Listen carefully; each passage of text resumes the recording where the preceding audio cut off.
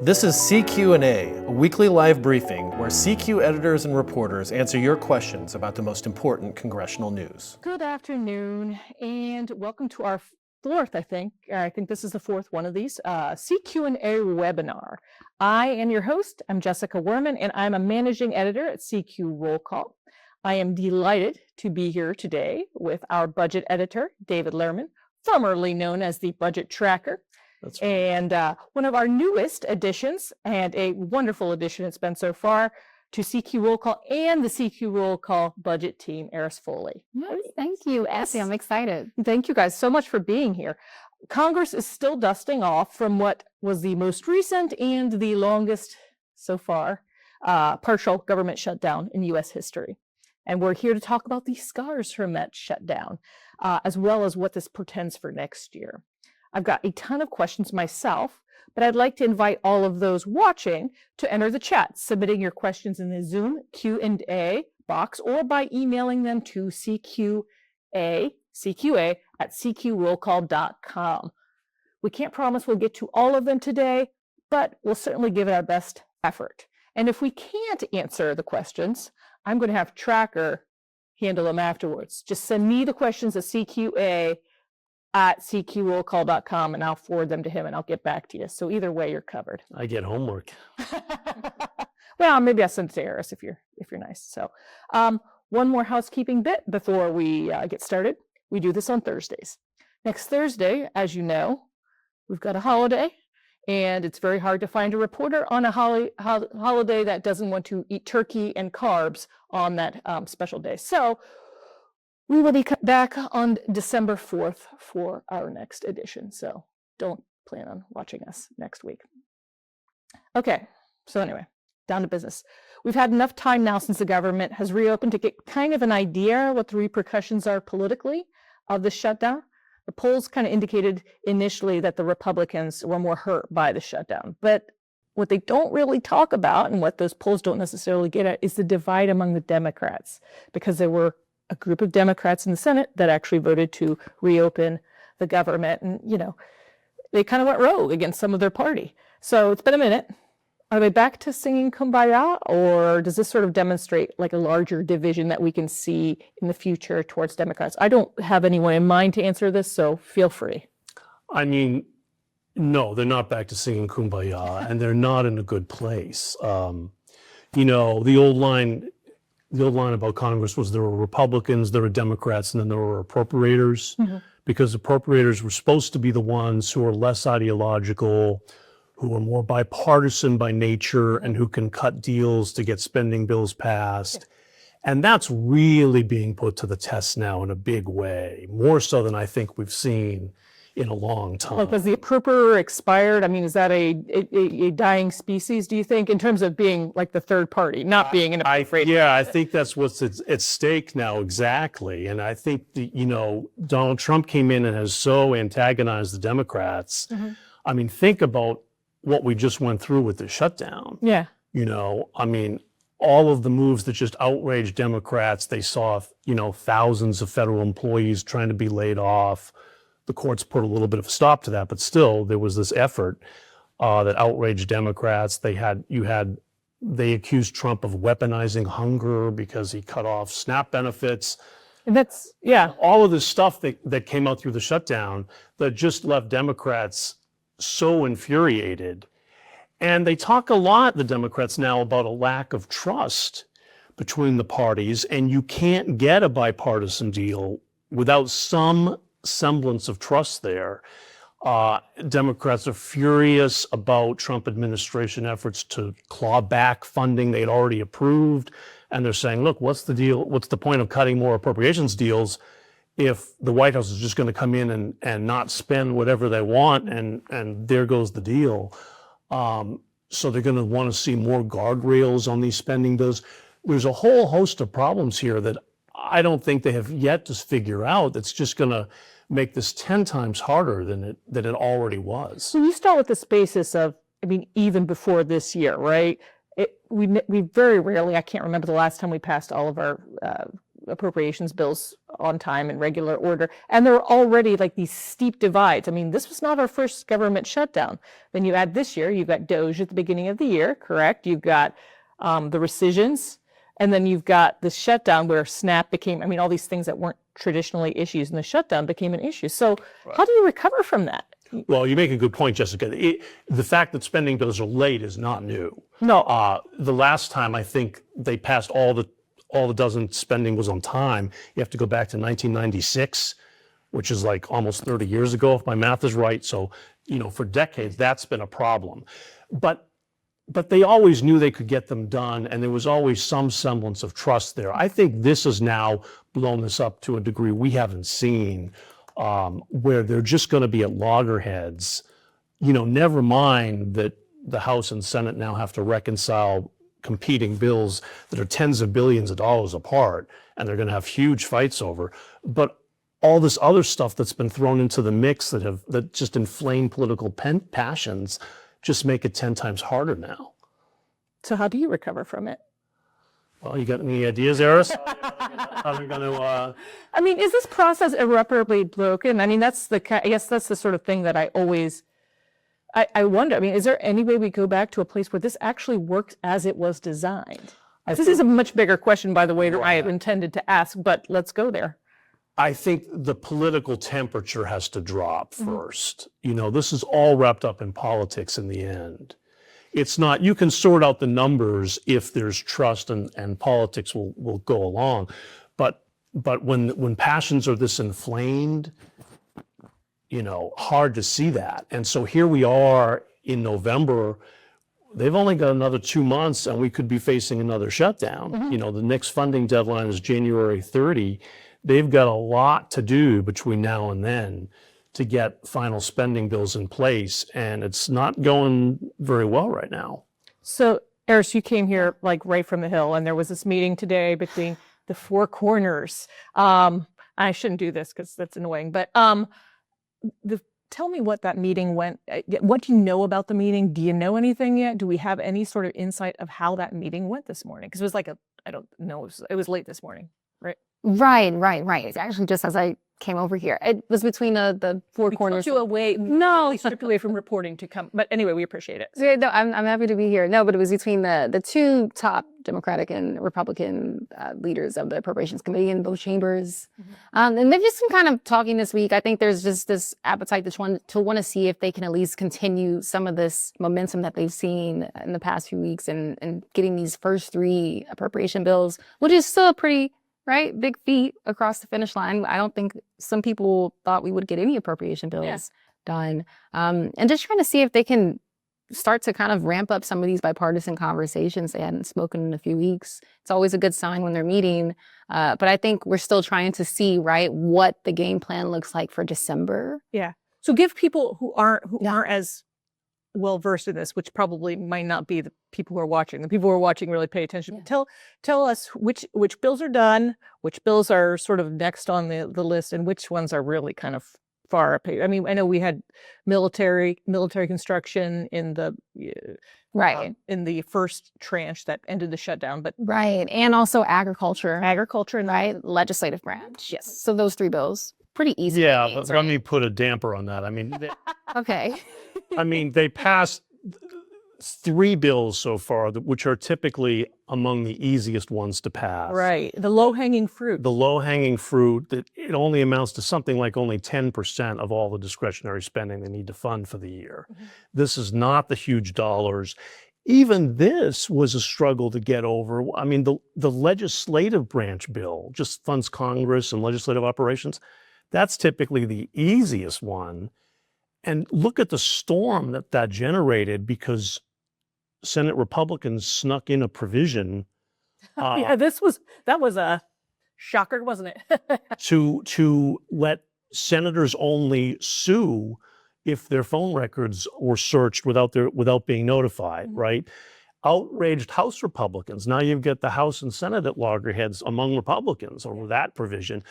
And that's the easiest bill to pass. Yeah. So, I mean, look at even that one got gummed up. Yeah. I mean, and those 3 bills got done, over a month late. So, I don't consider that a huge accomplishment. But yes, they did 3, but that leaves the remaining 9, which are the bulk of the spending for the year. And there's no agreement on how to move forward. That's what this meeting this morning was supposed to be about, right? The 4 corners, we should say, means the top 4 leaders of the House and Senate I Appropriations should have Committees. not done 4 corners without explaining what that meant. That's my bad. Right, as the top leaders of the 2 appropriations committees. And they did meet this morning briefly, I think. And my sense is, I wasn't there, but my sense was it didn't go so well. They got a lot of work to, they haven't agreed on which bills to take up. There's still all that distrust between the parties. So I think it's going to be a while because they disagree. I mean, the Senate seems to want to pass, excuse me, up to 5 bills together in a big bundle. A minibus. Which would be gross over $1 trillion of spending. It would be most of the spending for the year, including the 2 biggest bills, defense and the health education. Right. Sorry, HHS. So that's what they want to do, because if they could pass 5 bills, it would show huge progress on appropriations. The House Republicans seem much more skittish about that, and they're saying House Republicans have passed all of their bills through committee, correct? through committee on party line votes. Those are bills that aren't going to go anywhere because there's no bipartisan support for them. But yes, they advance bills through committee. But the House Republicans are skittish about the Senate plan because they're saying, hey, look, we have no bipartisan agreement yet on what the top line spending limits are going to be for the year. Yeah. Right? How are you going to pass most of the spending bills without any agreement between the parties on how much to spend? That's a little bit of a problem. So Tom Cole, the appropriations chair in the House, is saying, let's slow down, guys. Let's try to do a few of these bills and save the big ones for later, because we've got to reach a bipartisan deal first. So, you know, I think they came out of that meeting this morning with no consensus on how to move forward, is my sense. Although I should say, I wasn't there. We have reporters who were there, and we need to check with them more fully. But the preliminary indication I got was they're not there yet, and they don't know which bills to advance, how big this package is going to be that they want to advance quickly. They were hoping in the Senate to even get going on it this week. That didn't happen. Yeah, I feel like you're the optimistic theater face and you're like the pessimistic theater face. I don't know. Yeah, anyway. I just wanted to say, I will say though, I understand too, it's a small chunk of funding, but there was a time in September where we thought a year-long CR was probably going to be likely for all 12 bills. Again, that they would end up stumbling into another year-long CR. No success at all. There you go. There is a lot of, at least there is some optimism among some negotiators. I'm not optimistic enough. That they My might be able biggest to build fault, I'm upon the sure. success. Well, you know, this is a good, I like a little bit of tension on the panel, right?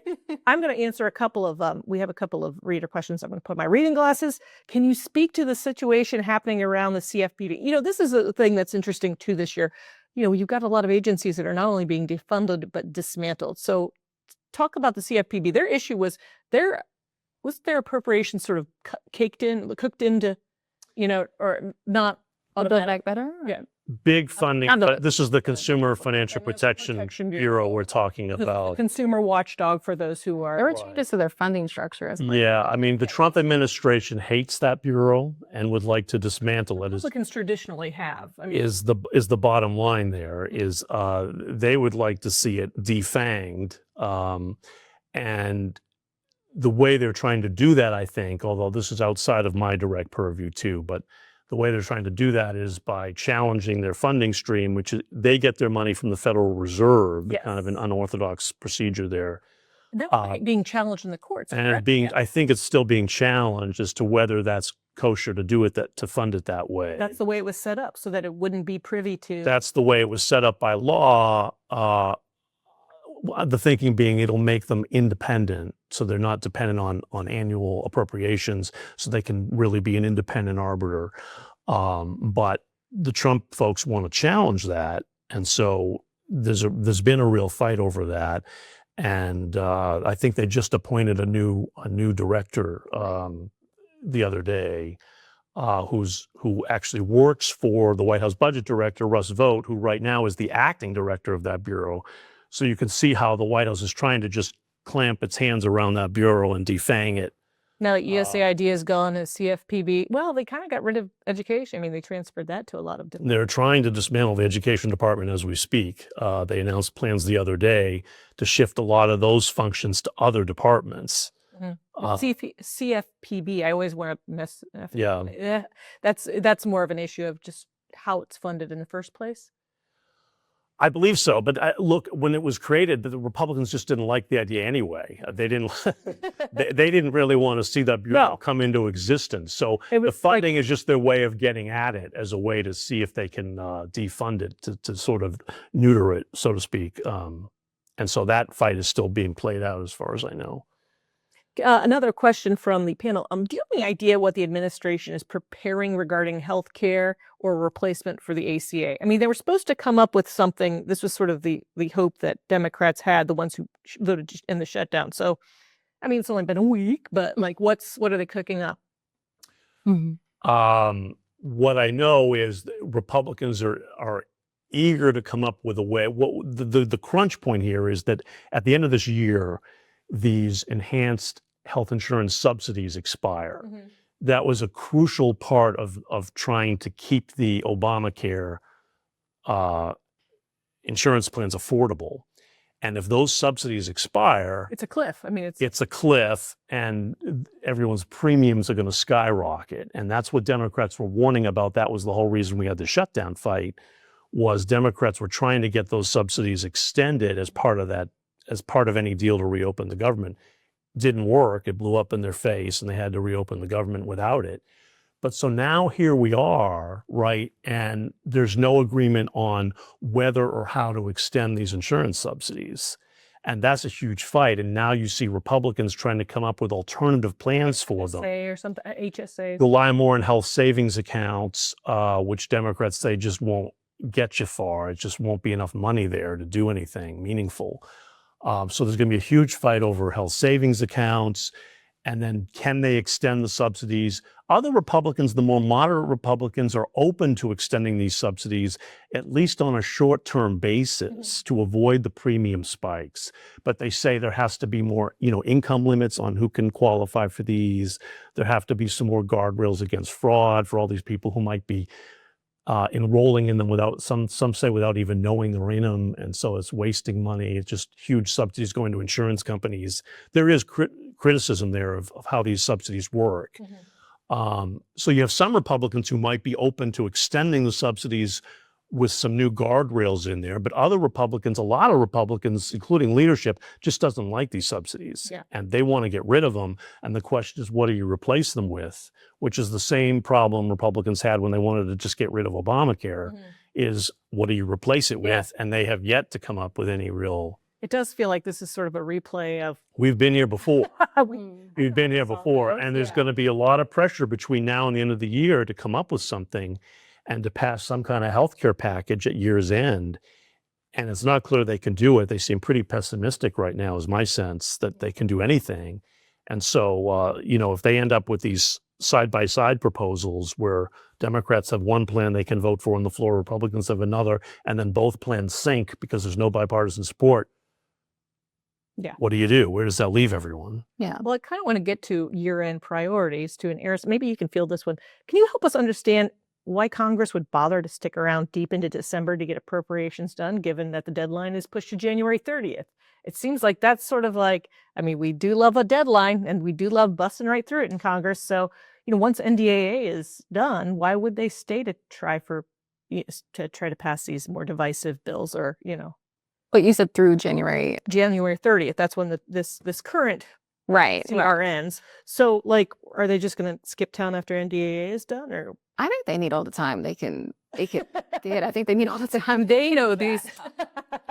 I would say there's virtually no chance they stick around there for the Christmas holidays, if that's what you're asking. Yeah. I think that is kind of a nice way of saying, what can we expect? There's no way they're sticking around when the deadline's not till the end of January. Haven't they stayed around for Christmas before too? Or? When they've had to. When they were right up on a cliff. When the deadline was in December. They sometimes it bled into the Christmas holidays, and they were forced to stay. Yeah. That's precisely what they wanted to avoid. So they wanted no more December deadlines. So they pushed this to the end of January, which means after, I think they're in session the first 3 weeks of December, I think it is. Yes. And then they're gone. And I think you can count on them being gone because, Yeah. now, having said that, the only thing that might keep them here, though, is this health insurance thing. That's true. Actually, If they don't have, if they're on the verge of a healthcare deal, that might actually force them to stay a little bit longer if they want to avoid these subsidies from expiring. I didn't think about that in answering your question. So that there is conceivable that sort of do they puts them feel on. that there's a real political? I mean, I guess the cliff would be its own, but it seems like we're in sort of a Washington that repercussions really don't necessarily. They're just different now, right? You know? Some of the hope too is that they're trying, at least if you're talking to like Tom Cole, like House Appropriations chair, like the hope is that they can get this kind of this second batch of funding bills done by Christmas. It's very optimistic, to say the least. Again, we're going to play optimist. Yeah, but Optimist, pessimist. that's the hope. That's the hope. But Easy money on the no there. and then also to remember too the January deadline, which is like also. It wasn't desired by, I think, all appropriators, but the idea was that they would be able to push it past Christmas in the first place. So they don't have to have the pressure of pushing through some type of funding package that Rick Scott or just hardline conservatives were concerned about having to kind of be forced to vote against a government funding package that includes all of the 12 funding bills by the Christmas holidays. Right, that's what they want to avoid. Have some concerns about that too, just with regards to the January 30th. So this isn't necessarily appropriations related. It is, but you guys would know more than anyone. How is Schumer doing politically? Because that first shutdown, he voted to open the government. This one, he voted to keep it closed. Both times, he managed to irritate a large swath of his own party. I'm kind of asking you to play odds maker. I mean, where is he in the Democratic Party? Is he a safe? Poor Chuck Schumer, I think, is between a rock and a hard place now. He was damned if he did and damned if he didn't on this thing, I think. Folks might remember back in March, he agreed to let a spending package go forward to avoid a shutdown. People were mad. And he got a lot of flack from his party on that, from the liberal wing, who was just furious at him for not fighting that. And so this time he sides with them and says, we're going to fight to the teeth to get health insurance extended. And so I'm not going to let the government reopen until that happens. He played hardball and that blew up on him. Yeah. And in the end, he couldn't hold his caucus together. Kind of feels like he's in a can't-win situation, right? I think he probably was, in fairness, but, he's the leader of the pack, and so he takes the heat for it. And in the end, there were 8 Senate Democrats who broke ranks with him, and that hurts. And there's a lot of blowback now within his party, a lot of talk, should he still be the Democratic leader in the Senate? He's got a lot to sort out now that's going to be really hard. And now what does he do as we head into January? Is there going to be another shutdown if things stay this bad? It'll be a real test for Democrats. Can they really cut a bipartisan deal now on spending? Yeah. Or is everybody's ego going to get in the way here again and force another shutdown? I talked with John Kennedy, the Louisiana Republican, who's a very colorful character, who's Talk about squillions of holes. who's easy, who just speaks in such colorful language. He can be a joy to talk to. And I said, Senator, how long is the shutdown? This was back during the shutdown. I said, how long is the shutdown going to last? Yeah. And he said, this is going to keep going until every senator takes his or her ego out back and shoots it. That was his, and basically he was right? I mean, that's what it sort of took to get for the shutdown to finally end. And I think that's where we are again on appropriations. I really think that, and that's where we're going to be in January. You've got all these competing egos, and passions are at a boiling point here. Mm-hmm. And no one's going to be ready to give ground yet again. Do you always think so maybe they've learned from the world's longest shutdown, or America's longest shutdown? I mean, you would have thought they would have learned some lessons from this. I don't know. You might think so, and that might be the optimistic way to look at it, is they've learned their lesson now, and so everyone's going to cooperate and sing kumbaya, and we're going to get a deal. And appropriators, we should say, are really trying. They are the ones who are more level-headed generally and more bipartisan by nature and could make a deal happen. And they are trying to push bills forward, but they're running into a lot of political obstacles here. I have a question from the chat, which is, can you guys talk a little bit about PAYGO and budget neutrality? Is that still, are we just so focused on the politics of shutdowns that we just sort of push that over to the side? Well, I'm not sure what you mean. PAYGO is the so-called pay-as-you-go statute, where there are some automatic cuts that come into play if you pass spending bills that exceed whatever the spending limit was, kind of thing. I don't know what the caller means in this sense. I mean, they tend to, I mean, some of that automatically gets wiped away when they pass a spending bill so that they don't, because you can avoid, otherwise you get these Medicare cuts and stuff that would automatically kick in, and they typically just waive those away with a provision in a spending bill to kind of wipe out the scorecard on that stuff. It has not been a very powerful deterrent for cutting spending. I mean, because of that. No. I mean, let's talk a little bit about sort of, okay, so we've got till the end of the year. I don't know that you're optimistic. Maybe a start to some progress. You're thinking, so no, we're not gonna. This is not Company progress. Yeah. Do you think, like they'll start talking, but not maybe until the end? I think there's real appetite, David, in both chambers, on both sides. I think there are a lot of people who don't want, and who are Republicans that don't want a year-long CR for some of these other bills. Defense hawks that do not want to see defense on another full year CR. DHS might be a different story. That's been one of the thornier bills. The Homeland Security funding bill is one of the thornier bills to work out. But I think that's right. No, I think you're right, Aris. I mean, I think certainly among appropriators, they do not want to see another continuing resolution. They want to see these bills get done. Yes. There is a real motivation there for them to try to push these through if they can. The question is, can they come together in time and cut a bipartisan deal on spending? And it's going to be a real battle. Right. But yes, there is going to be a real push for them, and some of them probably will get done in the end when all is said and done. At least some more of them I expect to get done. Whether they can all get done in time, who knows? And the second batch is also kind of big too, that they're eyeing on the Senate side. It's such a chunk of funding between defense. That's why there might be an impasse right now as to how to move forward, because how big of a bite at the apple do you want to take right now? Do you really can you really handle most of the bills? Can you really handle most of the spending all at once? Do you have to break it up more and just start with a smaller bite first?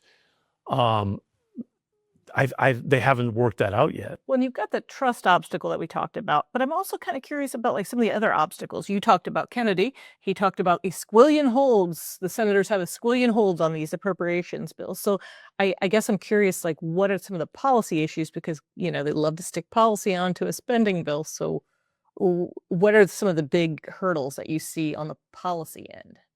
Well, we should say we don't know. When senators put a hold on a bill, they don't necessarily say. They don't generally advertise what it is, and they don't like to say what the genesis of it is. But we do know that you've got the hardcore conservatives in the Senate, led by Rick Scott of Florida, who basically just want to cut spending. And I think their main beef, correct me if I'm wrong, Aris, but I mean, their main beef is they just want to see lower levels of spending than what these Senate bills are providing. And so I think they put a hold on it mostly to flag that. Right. Well, Rick Scott would say he's reviewing it, right? He wouldn't say he has a hold. He's saying that he's reviewing it. Mike Lee, Ron Johnson. I think Ron Johnson's also trying to secure some type of positive outcome for his Shutdown Fairness Act. We saw that get a vote, I think, during, or at least an attempt for consideration during the shutdown with Ron Johnson, of a shutdown. I think has introduced a bill to sort of prevent shutdowns in the future by making automatic stopgap funding available. I know that all federal employees would be paid I think, under his Oh, that's what. proposal. I'm sorry. And That's right. that, To automatically It has pay backing federal from- employees, automatically Right. pay federal employees in the event of a shutdown. I think there was other legislation out there to prevent these shutdowns from happening. right, I have to review it, but I know that it also has backing from American Federation. The unions, Yeah. right. So he wanted some commitment, I think, on his bill, and so he put a hold on this on the spending package too. And there's others floating around there, and I'm sure Democrats have some holds. That they have some concerns too about these bills, a lot of concerns. So we haven't shaken out yet all of the objections that are kicking around that have to be sorted out. Right. That's it to be determined. That's a sequel to this webinar. So we'll figure out what that is and come back. Anyway, thank you guys so much for taking the time today. I really appreciate both of you coming and chatting in our This is fun. studio. Thank you so much. And just again, we will be back the week after Thanksgiving. Not sure yet what the topic will be, so stay tuned and we'll let you know as soon as we know. Thanks so much.